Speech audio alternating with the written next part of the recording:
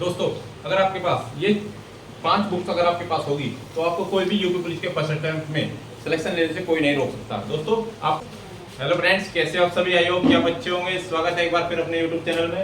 तो दोस्तों इस वीडियो में फिर बात करेंगे यूपी पुलिस भर्ती 2023 की प्रक्रिया के बारे में। 4 क्वेश्चन आपके लिए आज फिर लेकर आया हूँ जो अक्सर आपके माइंड में या कमेंट में देखने को मिलते हैं। पहला क्वेश्चन क्या है, क्या सर फर्स्ट अटेम्प्ट में क्लियर हो सकता है? जी हाँ, फर्स्ट अटेम्प्ट में आप क्लियर कर सकते हैं। और कैसे कर सकते हैं, क्या रणनीति होगी मैं आपको बताऊंगा। दूसरा, किन बुक्स का आपको सहारा लेना होगा अगर आपको फर्स्ट अटेम्प्ट में क्लियर करना है, उसके लिए आपको किन बुक्स को फॉलो करना होगा। ठीक है, 180 प्लस अगर आपके अब प्रैक्टिस सेट में आ रहे हैं, अगर आप 180 प्लस जो भी है, आप कोई मॉक टेस्ट या प्रैक्टिस सेट जो भी आप लगा रहे हैं, अगर उसमें आपके नंबर 180 प्लस या 170 प्लस बन रहे हैं तो उसमें आगे की तुम्हारी रणनीति क्या होनी चाहिए, कैसे अपने स्कोर को इंक्रीज कर सकते हैं, वो भी मैं आपको बताऊंगा। क्यों, कौन से 3 सब्जेक्ट है जो आपको इस एग्जाम में सफलता दिलाएंगे, वो भी मैं आपको बताऊंगा। कौन से 3 सब्जेक्ट को आपको फोकस करना होगा जिससे कि आप इस एग्जाम को क्लियर कर सके। तो दोस्तों अगर आप हमारे चैनल पर नए हैं तो चैनल को सब्सक्राइब कर दें और वीडियो अच्छी लगे तो लाइक शेयर जरूर करना, बेल आइकन जरूर दबा देना ताकि जितनी भी वीडियो बनाऊं उसकी अपडेट आप तक सबसे पहले पहुंच सके। आइए चलते हैं अपने वीडियो पे। आज का हमारा टॉपिक क्या है? 4% सीधे से है जो आप कमेंट में करते हैं, उन्हीं का आंसर देने के लिए आया हूं। ये मेरा पहला क्वेश्चन जो आज का है, क्या सर फर्स्ट अटेम्प्ट में क्लियर हो सकता है? जी हाँ, आप फर्स्ट अटेम्प्ट में क्लियर कर सकते हैं। दोस्तों एक छोटी सी बात बता देता हूँ, अगर आप कोई भी कंपटीशन देते हैं उसके लिए आपके लिए मतलब जो बात होती है सिलेक्शन कैसे होता है, किस तरह से होता है, वो छोटी सी बात मैं आपको समझा देता हूँ। देखो, अगर कोई भी स्टूडेंट होता है, मान के चलो कोई बच्चा है, अगर वो कंपटीशन की तैयारी कर रहा है, ठीक है, बच्चा क्या काम करता है, किसी टीचर की सहायता लेता है, पढ़ने के लिए कोचिंग जाता है, तो उसका गुरु होता है। ठीक है, मान के चलो कोई टीचर होता है और एक होती है किस्मत। ठीक है, टीचर और किस्मत के ऊपर ही डिपेंड होता है आपका सिलेक्शन। ठीक है, मान के चलो आप किसी टीचर के पास पढ़ के आए हो, ठीक है, आपका जो 75% जो करके देता है आपको, वो आपको अध्यापक देता है। ठीक है, और जो आपकी किस्मत होती है वो 25% के बराबर होती है। आपकी 25% एग्जाम में किस्मत होती है और 75% आपका टीचर करके देता है। लेकिन जब आप एग्जाम देने जाते हैं तो आप 75% में से कम 50% कर सकते हैं, क्योंकि पूरे 75% आप नहीं कर सकते। ठीक है, जब आप ये 50% खुद कर सकते हो और 25% फिर आपकी किस्मत होती है कि एग्जाम कैसा था, किस तरह का था, आपका टाइम मैनेजमेंट सही हुआ या नहीं हुआ, आपका क्वेश्चन छूट गए। ठीक है, कुछ को ऐसा होता है जब 4-5 शिफ्टों में पेपर हो जाता है, नॉर्मलाइजेशन का फायदा मिल जाता है, तो वो होती है किस्मत आपकी। ठीक है, वो आपकी किस्मत देती है। अगर आप 50% यहाँ से करते हैं, इन दोनों को मिला लेते हैं, तब जाके आपके 75% बनते हैं। और जो आपका जितने भी एग्जाम होते हैं उनकी अगर आप मेरिट देखोगे तो वो इसी के आसपास रहती है, 75 प्लस 80 के आसपास। इसी के पास जितने भी आप कोई भी आप कॉम्पिटिटिव एग्जाम उठा ले, 75 के आसपास ही उसकी ज्यादातर मेरिट रहती है। इससे ऊपर मेरिट बहुत मुश्किल जाती है। लेकिन हाँ, अगर 100 नंबर का पेपर है तो ये मान लो कोई भी कट ऑफ जाएगी तो वो 75 वो 70 और 80 के आसपास ही रहती है, 70 से नीचे कभी नहीं रहते। वही आपका लॉजिक होता है, क्योंकि आप सिर्फ 50% ही कर पाते हैं जो आपको टीचर पढ़ाता है। ठीक है, और 25% में आपका क्या होता है, भाग्य और किस्मत होती है। ठीक है, इसलिए तैयारी करते रहे। जो फर्स्ट अटेम्प्ट में इस बार एग्जाम देने बैठेंगे उनकी किस्मत का कुछ नहीं पता कि वो इस बार भर्ती हो जाए या ना हो। बहुत से बच्चे ऐसे होते हैं जो मतलब तैयारी करते हैं, फर्स्ट अटेम्प्ट में उनका क्लियर नहीं होता, लेकिन उनकी किस्मत ऐसी होती है कि वो 4 से 5 बार एग्जाम देते रहते हैं लेकिन फिर भी फेल हो जाते हैं। लेकिन कुछ किस्मत ऐसी होती है कि सबसे जो लास्ट ईयर होता है ना भर्ती होने का, आप उसमें भर्ती हो जाते हैं। ठीक है, वो सब किस्मत पे डिपेंड करता है। तो आइए चलते हैं आगे, अपना क्वेश्चन क्या था पहले वो बात करते हैं। ये तो छोटी सी बात थी, वो मैंने आपको समझा दी है। क्या सर फर्स्ट अटेम्प्ट में भर्ती हो सकते हैं? जी हाँ, आप फर्स्ट अटेम्प्ट में भर्ती हो सकते हैं दोस्तों। और उसके लिए आपको क्या करना होगा, आपको मेहनत से पढ़ना होगा। अगर आप मान के चलो आप फर्स्ट अटेम्प्ट देने जा रहे हैं और आपने अभी 12th किया है, उसके बाद आपने फॉर्म भर दिया है और आपका जो फॉर्म है वो सबमिट हो गया, आपकी जो एज है वो उसके लिए क्वालिफाई हो गई है फॉर्म के लिए, तो आप सबसे पहले आपको क्या करना होगा, आपको 4 से 5 महीने का समय जरूर मिलेगा एग्जाम के लिए, और उसमें आपको दिन रात एक करनी होगी। समय आपका ही होता है, आप अपने समय को कितना भी बना सकते हो, कितना भी घटा सकते हो। 24 घंटे का ही दिन होता है, ना तो इससे बड़ा होता है ना इससे कम होता है। ठीक है, उस 24 घंटे में क्या होता है, आप अगर चाहे एक दिन के 2 दिन बना सकते हो। कोई बच्चा होता है दिन में क्या करता है, 3 घंटे पढ़ता है, मान लेते हैं वो दिन में 3 घंटे पढ़ता है। ठीक है, उसके बाद वो पढ़ता नहीं है। हो सकता है भाई रात भी तो तुम्हारी है, रात तुम्हारी है, रात को पढ़ दो ना। जब तुम 3 ही घंटे के दिन में पढ़ते हो, तुम्हें 4-5 महीने हो गए 3-3 घंटे पढ़ते, पर डबल कर दो अपना, 3 से 6 कर दो, तो वो आपका डबल ही माना जाएगा। इसलिए दिन रात एक कर दे, क्योंकि बहुत से बच्चे होते हैं 4-5 घंटे पढ़ने के बाद नहीं पढ़ पाते हैं, इसलिए वो डबल तैयारी करते, रात को अलग से पढ़े और दिन में अलग से पढ़े, तो वो डबल ही माना जाएगा। दिन रात एक करो तो डबल मेहनत हो जाएगी, ठीक है। इसलिए अगर आप फर्स्ट अटेम्प्ट में पेपर दोगे, उसके लिए आपको इन बुक्स का फॉलो करना होगा, जो बुक्स मैं आपको बताऊंगा, ठीक है। कौन सी बुक्स होगी आपके पास, और जितना छोटा आपके पास कंटेंट होगा, सफलता आपकी उतनी ही बड़ी होगी। आप क्या काम करते हैं, जब मार्केट में आप जाते हैं तो मार्केट में क्या काम करते हैं, जो भी बुक्स का कवर आपको अच्छा लगता है आप वही मार्केट से लेकर आ जाते हैं, और ना तो उसको पढ़ पाते हैं, और उसके बाद फिर दोबारा मार्केट लेके जाते हैं कि सर मुझे वो कवर बुक्स अच्छी नहीं लगी है और मैं दूसरी बुक्स लेकर आ गया हूँ। मान के चलो मैं स्पीडी की करंट अफेयर की बुक्स आपको बता रहा हूँ, ये स्पीडी आती है 2021 की है, ठीक है। हर साल की अलग अलग मिल जाएगी आपको मार्केट के अंदर। उसके बाद अगर बात करें, मान के चलो मेरे पास ये बुक्स मैं जीके के लिए पढ़ने के लिए लेके आया हूँ मार्केट से, ठीक है।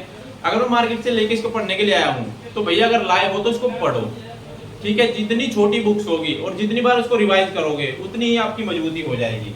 आप ये काम करोगे कि एक बुक्स मैंने ये ले ली, इसके बाद मैं दूसरी बुक्स फिर लाऊंगा जीके की, और जीके की आपके पास बहुत सारी बुक्स हो गई, तो इतना बड़ा कंटेंट तुम्हारे पास हो गया भैया, तुम समुद्र में उतर गए हो, अब तुम उसमें से मोती नहीं खोल सकते। इसलिए जो छोटी बुक्स होगी उसी को बार बार रिवाइज करें, जिससे कि आपकी तैयारी अच्छी हो जाए। मैंने आपको जीके के लिए एक ही बुक्स बताया है, लूसेंट ले लो, लूसेंट से अच्छी कोई बुक्स नहीं है, और लूसेंट को इतनी बार रिवाइज करो कि लूसेंट आपके दिमाग में सेट हो जाए कि कौन से पेज पे कहां कौन सा प्रश्न लिखा है, ठीक है। तो कम से कम 10 बार रिवाइज कर दो, आपकी जीके बहुत अच्छी हो जाएगी। और एक जीके ऐसा सब्जेक्ट है, इसमें आपको कम से कम 15-20 क्वेश्चन आपको करने ही होंगे। अगर आप इंग्लिश का पेपर दे रहे हैं, 15-20 क्वेश्चन आपके लिए बहुत है। अगर आप ये 3 सब्जेक्ट जो मैं आपको बताऊंगा, अगर ये 3 से 12 आपके मजबूत है, तो जीके अगर आपकी थोड़ी कम है मजबूत तो भी चल जाएगा, ठीक है। तो आप फर्स्ट अटेम्प्ट में भर्ती हो जाएंगे, लेकिन उसके लिए आपको 5 से 6 घंटे डेली मन लगा के पढ़ना होगा। ये नहीं है कि आप क्या काम करते हैं कि आप ऑनलाइन क्लास लेते हैं, आपके पास मैसेज आ जाता है कोई भी, तो आप उस क्लास को भूल जाते हैं, और जो मैसेज आया उसको जरूर सीन करते हैं कि क्या मैसेज आया, किसका मैसेज आ गया, ठीक है। इसलिए आदत अपनी छोड़े, ज्यादातर ऑफलाइन पढ़ने की कोशिश करें, क्योंकि ऑनलाइन में क्या होता है, कोई भी मैसेज या कोई भी आपके पास टेक्स्ट मैसेज आता है तो उसको एकदम से सीन करते हो कि क्या पता किसका मैसेज आ गया हो। इसलिए ये आदत अपनी छोड़ दे, और अपना हमेशा नेट ऑफ रखे, फोन को हाल तो स्विच ऑफ भी कर दे। अगर आप पढ़ाई कर रहे हैं ऑफलाइन तो अपने फोन को बंद ही कर दे, 2-3 घंटे आपको कोई डिस्टर्ब ही ना करे, ठीक है। 5-6 घंटे मेहनत डेली करनी होगी, फर्स्ट अटेम्प्ट आपका जरूर क्लियर होगा, लेकिन उसके लिए जो बुक्स मैं आपको बताऊंगा उनको फॉलो करना होगा। सबसे पहले बात करते हैं बुक्स की। अभी मैं बुक्स बता रहा हूँ आपको। पहली बुक्स अगर आप पहली बार तैयारी कर रहे हैं उसके लिए लूसेंट की बुक्स ले लो आप। जीके की लूसेंट की बुक आती है, मार्केट के अंदर मिल जाएगी आपको, ठीक है, वो ले ले। उसके बाद मैथ की बात करते हैं। अगर मैथ की बात करें तो आपके पास आर एस अग्रवाल। और मैथ को आप कैसे प्रैक्टिस कर सकते हैं कि जो भाई बच्चा पहली बार तैयारी कर रहा है उसको मैं बता देता हूँ। आप जहां भी टीचिंग या किसी भी कोचिंग सेंटर में आप जा रहे हैं, जो टीचर आपको करा रहा है वो सिर्फ आपको इस हिसाब से कराता है कि वो 5 से 6 महीने में ही आपका कोर्स पूरा कराएगा। जब तक तुम्हारा एग्जाम नजदीक आएगा तब तक ही वो आपका कोर्स पूरा कराएगा, और आपको रिवीजन का मौका नहीं मिलेगा, ठीक है। इसलिए अगर आप अभी आपके पास 4 से 5 महीने का समय है, आर एस अग्रवाल जहां भी टीचर से पढ़ रहे हो या किसी भी उससे पढ़ रहे हो, भैया क्वेश्चन बराबर होते हैं, सिर्फ डिजिट चेंज होती है। इसलिए बुक्स आपके पास कोई भी हो सकती है। अगर आपके पास पहले कोई खरीद रखी है, कोई इससे अच्छी किरण पब्लिकेशन हो, या फिर इससे अलग कोई दूसरी बुक्स खरीद रखी है, वो भी आपके लिए अच्छी है। लेकिन क्या होता है, अगर सबसे छोटा मटेरियल है तो आर एस अग्रवाल का मिलेगा आपको, ठीक है। तो जो आपको टीचर ने कराया है वो वहां पे तैयारी करें, और घर पे आके कम से कम 1 से 2 घंटा डेली मैथ की प्रैक्टिस करें। मैथ जितने क्वेश्चन, एक क्वेश्चन अगर आपको टीचर ने कराया है तो उस क्वेश्चन को आप कम से कम 4 से 5 बार करें। 4 से 5 बार जब एक ही क्वेश्चन आप करते रहेंगे तो ना वो क्वेश्चन आपके दिमाग में सेट हो जाएगी, ये क्वेश्चन कैसा होता है, ठीक है। इससे आपका जो मैथ है वो बहुत मजबूत हो जाएगा। इसलिए आर एस अग्रवाल की बुक आपके पास होनी बहुत जरूरी है।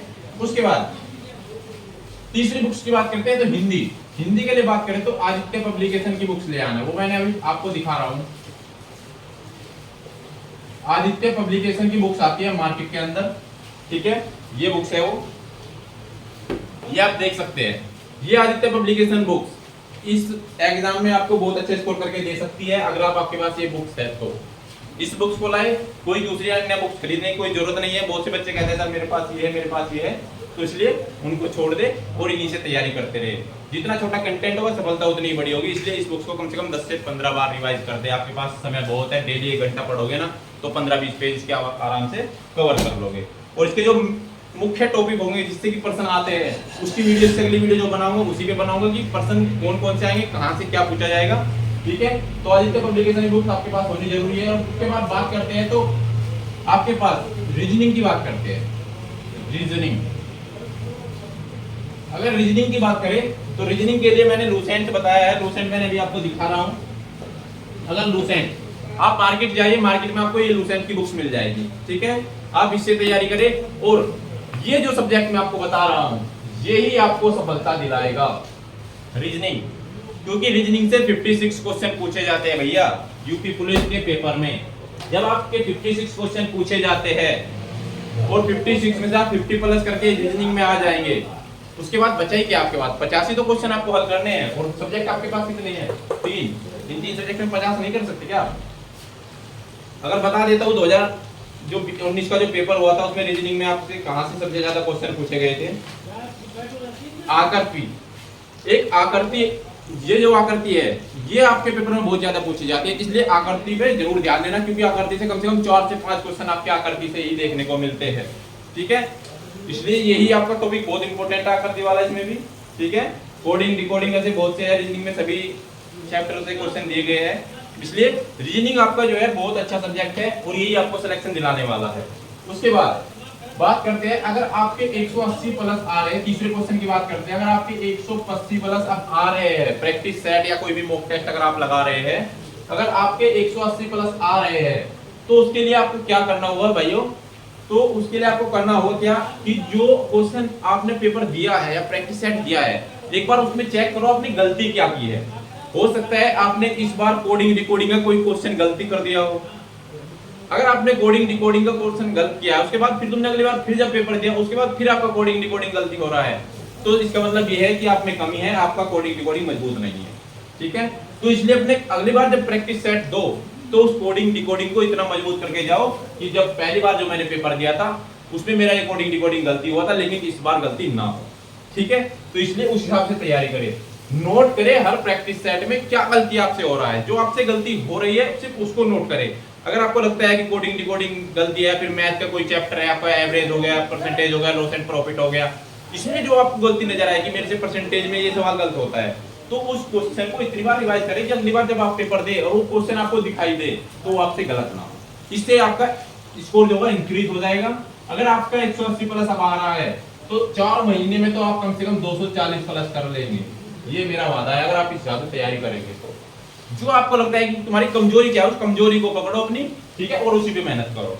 उसके बाद बात क्या है, लास्ट क्वेश्चन जो हमारा होने वाला है, क्यों ये 3 सब्जेक्ट इस एग्जाम के लिए अहम होने वाले हैं। कौन से 3 सब्जेक्ट हैं जो आपको इस एग्जाम में सफलता दिलाएंगे? तो पहले चैप्टर उसकी बात करते हैं।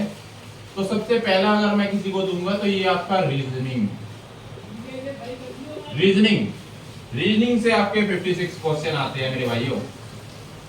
56 क्वेश्चन आपके रीजनिंग से पूछे जाते हैं। अगर आपकी बहुत अच्छी तैयारी हो गई है और रीजनिंग पता है कि आपके हाथों में रीजनिंग है तो आपके 50 प्लस स्कोर आप यहां से कर जाएंगे अपना। कितना? 50 प्लस रीजनिंग से। अगर तैयारी अच्छी की है तो। अगर तैयारी मन लगा के नहीं की है, सोचा है कि चलो मेरा फर्स्ट अटेम्प्ट है तो मैं अगली बार क्लियर कर लूंगा, तो अगर आपने ऐसे तैयारी की है तो आप भूल जाओ फिर। लेकिन अगर आपने तैयारी की है मुझे फर्स्ट अटेम्प्ट में भर्ती होना है तो आपको 50 प्लस स्कोर रीजनिंग के अंदर करना ही होगा। ठीक है, उसके बाद दूसरा जो आपका सब्जेक्ट होगा वो होगा हिंदी। दोस्तों हिंदी से 38 क्वेश्चन आते हैं, 37 भी आ सकते हैं, 37 आए थे पिछली बार। 37 क्वेश्चन आपके हिंदी से आते हैं। अगर आपके क्वेश्चन 37 हिंदी से आते हैं तो आपकी हिंदी इतनी मजबूत होनी चाहिए कि आपके 30 प्लस इसमें से आराम से हो जाए।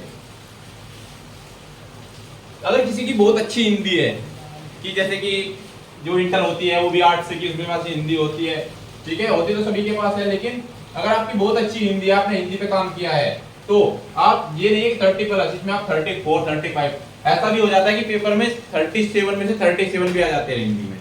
इसलिए अच्छे से तैयारी करें। इन दोनों सब्जेक्ट को आपको मिलाकर अगर बात करते हैं तो इसमें 50 और इसमें 30, इसमें आपका 80 प्लस हो गया। जब आपको दो सब्जेक्ट आपको 80 प्लस दे के चले गए और बचे आपके कितने सब्जेक्ट, दो, कौन कौन से, मैथ्स कितने क्वेश्चन आते हैं, 19 क्वेश्चन, और उसके बाद बात करें तो जीके के 38 क्वेश्चन आते हैं आपसे। अब आपके पास बचा क्या है, आपको कितना लाना है, आपके 80 प्लस हो चुके हैं, ये हो सकता है 81 हो, 82 हो, 83 या 84, जितने भी हो सकते हैं, 85 आप कर ले, क्योंकि 80 प्लस कह दिया ना, 80 प्लस में तो कितना ही कर सकते हो आप, जितनी आपकी तैयारी होगी उतना ही कर सकते हैं। तो अगर आपके 80 प्लस यहाँ आ सकते हैं तो मैंने बताया है इस एग्जाम में आपको क्वालिफाई करने के लिए 110 क्वेश्चन आपके लिए बहुत अच्छे हैं। जो आपका सेफ स्कोर होने वाला है वो 210 प्लस ही होगा, और 110 से आपके 220 बैठते हैं, ठीक है। और मेरिट हाइक क्यों जाएगी उसकी वीडियो अगली बार मैं बनाऊंगा। मेरिट हाइक जाने का कारण क्या रहेगा, क्यों कट ऑफ आपकी ज्यादा जाएगी। अगर आपके मैथ 90 कर रहे हैं तो 60% मैथ आपका ऐसा आता है जो हर एग्जाम में बिल्कुल बहुत आसान होता है, जो सभी बच्चे कर देते हैं।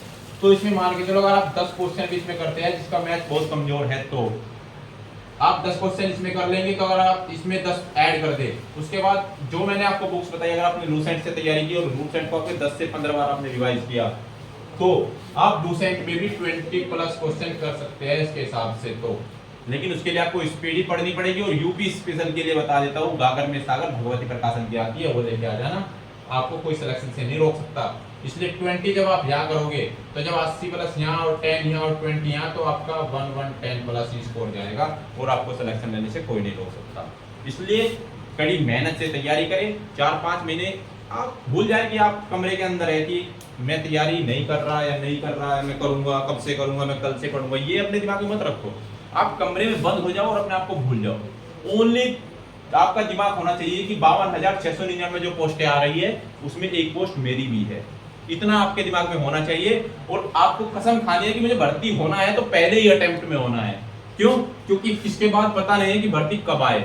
ये 4 साल बाद ये भर्ती आ रही है, 2019 में भर्ती आई थी, उसके बाद 2023 में भर्ती आ रही है। हो सकता है अगली बार एज का जो वो होता है भर्ती, अगली बार आपकी एज निकल जाए, इसलिए एज पे ध्यान मत दे। ये मत ध्यान दे कि मैं कल पढ़ूंगा, कि आज मैं मोबाइल चला लेता हूँ यार, सुबह उठ के 4 बजे पढ़ूंगा, इस चीज को भूल जाए, अभी से तैयारी करें। बहुत से बच्चे क्या करते हैं कि मन में संकल्प लेते हैं कि सर मैं सुबह 4 बजे उठूंगा, 4 बजे उठ के तैयारी करूंगा। ये आपके दिमाग में क्या होता है, एक तुमने सेट कर लिया कि मैं 4 बजे उठ के तैयारी करूंगा, लेकिन जब सुबह अच्छी नींद आती है तो आप उठ नहीं पाते हैं, ठीक है, आलस भर जाता है अंदर, उठ नहीं पाते, नहीं आप तैयारी कर पाते। इसलिए 4 से 5 महीने अपनी नींद त्याग दें, कोई दिक्कत नहीं है, आप मर नहीं जाओगे। अगर आप 4 से 5 महीने तैयारी कर लोगे तो आप मर नहीं जाओगे। इसलिए अच्छे से तैयारी करें, दिन रात एक करें। घर वालों को लगना चाहिए कि हमारा लड़का पढ़ रहा है, ये नहीं लगना चाहिए कि हमारा लड़का भी ऐसे ही पैसे बर्बाद कर रहा है कि मार्केट घूम के आ जाता है, ठीक है। इसलिए वो बंद कर दे, अपनी अभी से तैयारी करें। अगर अब से भी तैयारी करेंगे ना तो 0 लेवल से तैयारी करेंगे तो भी आप तैयारी कर लेंगे। 4 महीने, 4 महीने बहुत होते हैं पुलिस कांस्टेबल के लिए, ठीक है। इसलिए मेहनत से तैयारी करें, आप फर्स्ट स्टेप में जरूर क्लियर कर सकते हैं दोस्तों। अगर वीडियो अच्छी लगी हो तो लाइक शेयर जरूर करना और चैनल को सब्सक्राइब कर देना, ठीक है। और वीडियो को इतना शेयर करना, इतना प्यार अगर आपका मिलता रहेगा तो मैं अच्छी वीडियो आपके लिए बनाकर लेकर आता रहूंगा। इससे अगली जो वीडियो बनाऊंगा वो वीडियो मेरी होने वाली है आपकी कट ऑफ के ऊपर, क्यों आपकी कट ऑफ हाई जाने वाली है वो भी मैं आपको बताऊंगा। आपकी कट ऑफ हाई जाने का कारण क्या रहेगा, और क्यों इससे पहले जो 2018 या 2019 की जो भर्ती आई थी, 2018 की भर्ती में क्यों हाई गई थी और 2019 की भर्ती में क्यों लो गई थी, वो भी मैं आपको बताऊंगा। तो चैनल को सब्सक्राइब जरूर कर देना, क्योंकि वीडियो की अपडेट आप तक पहुंच सके।